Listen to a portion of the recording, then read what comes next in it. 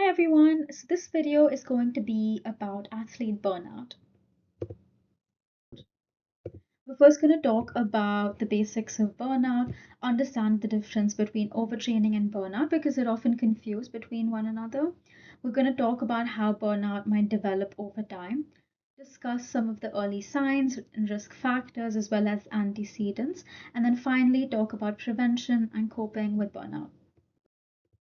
This research is really important because research shows us that burnout incidence is increasing and becoming more common amongst athletes. In fact, some of the studies show us that about 10% of athletes are experiencing moderate to severe burnout symptoms at any particular point in time. Now, burnout can negatively impact performance, well being, and sport participation, and can lead to dropout as well.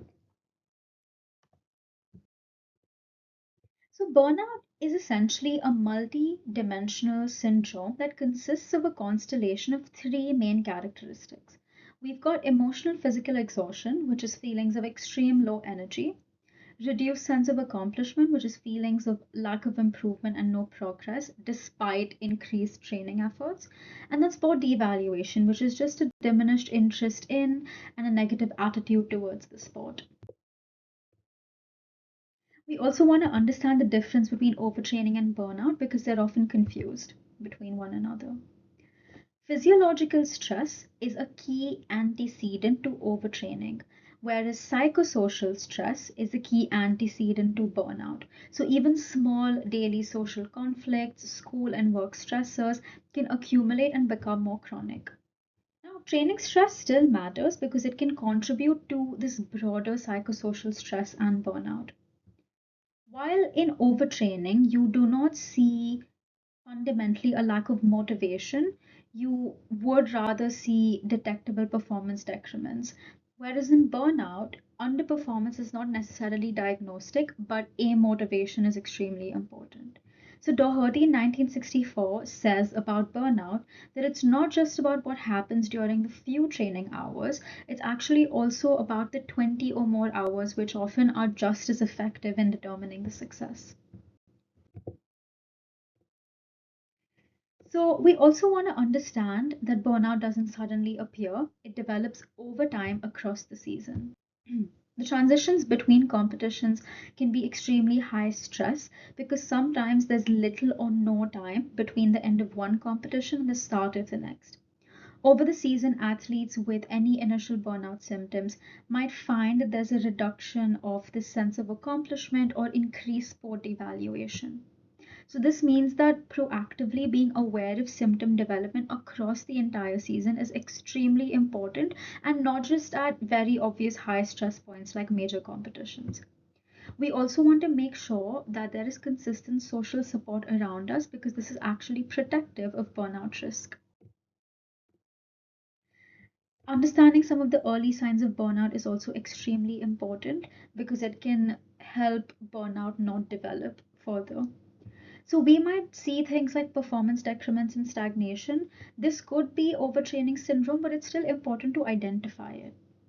We might see a motivational shift in less intrinsic forms of motivation. So monitoring our changes in effort, enjoyment, and withdrawal can be really important. We might also feel increasingly anxious or have this nagging disappointment. There might be more frequent negative emotions as well. This could hinder our interpersonal relationships, so we might feel increasingly more isolated as well. There could also be sleep disruption that could actually contribute to this constant fatigue.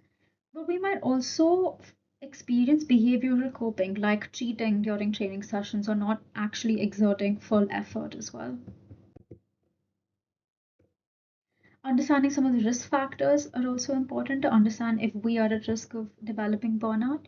So, if you're being an athlete 24/7 and there's a lack of recovery, that could increase your risk.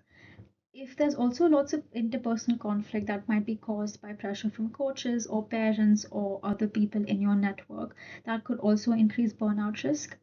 You might find work and school demands or sport and money hassles that could increase this risk as well. In the personal domain, if you're chronically stressed, that might increase your risk of burnout, but also perfectionism. Now, while it is okay to strive for high personal standards and have perfectionistic strivings, it's concerning when that perfectionism becomes an intense fear of failure, or there's excessive self doubt and there's a fear of this negative evaluation by others. Also, competitive anxiety is a risk factor for burnout as well. There are also factors that might protect you from burnout risk. In the sport environmental domain, you might find that feeling more emotionally connected to your sports community and having this high social support might actually lower your burnout scores. So, having this high sense of relatedness at the beginning of a season has been shown linked to lower burnout scores later in the season as well.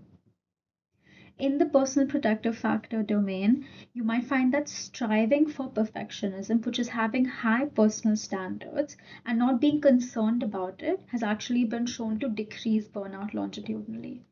Also, having high sports resilience and practicing gratitude and mindfulness have indirect effects on athlete burnout as well. Now, there are four key antecedent approaches that help us understand how burnout develops. We've got the cognitive affective model, which basically talks about how burnout can develop from prolonged stress, especially when our perceived demands exceed the resources. So it's not just the situation itself, but actually how you're interpreting it. Then there's the commitment based model, which talks about the attraction. So, whether you want to participate in a sport versus entrapment. Do you feel like you have to participate in the sport? There's a sociological perspective model, which talks about the importance of social support on the prevention of burnout. And then finally, the motivational theory, which suggests that there are three key psychological needs: autonomy, competence, and relatedness, which need to be met. So, this is essentially about feeling in control, feeling capable, and feeling connected to others.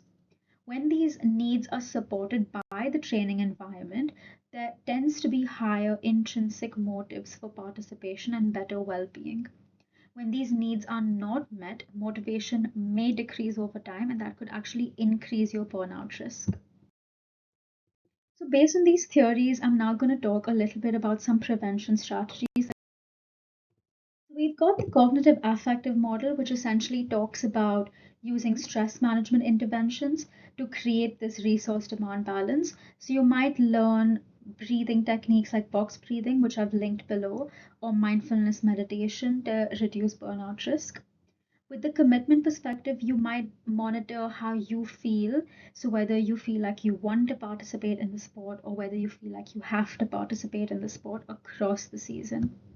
The social support model suggests that it's unrealistic to want all interactions with all your social agents, like coaches and teammates or parents, to be positive and supportive all the time. So, you might seek psychoeducational training on how to identify and create the best social network for yourself. And I've linked that below as well. Based on the social determination theory, you might want to monitor your motivational shifts towards less self determined forms of motivation and also seek environments that support your basic needs of autonomy, competence, and relatedness. You might seek interventions that are led by mental health professionals, so cognitive strategies like rational emotive behavior therapy that essentially changes your underlying cognitive processes and makes it more adaptive. And then there's the mindfulness acceptance therapy, which helps you stay attuned to the present in a very non judgmental manner. There's some self regulation based interventions that could help you learn how to regulate your thoughts and behaviors. And there's gratitude based interventions that could help you reflect on what you are grateful for and what meaning these experiences bring to your life. Also, a particularly important resource in reducing the development of chronic stress and burnout is also coping. We have avoidance coping and problem focus coping.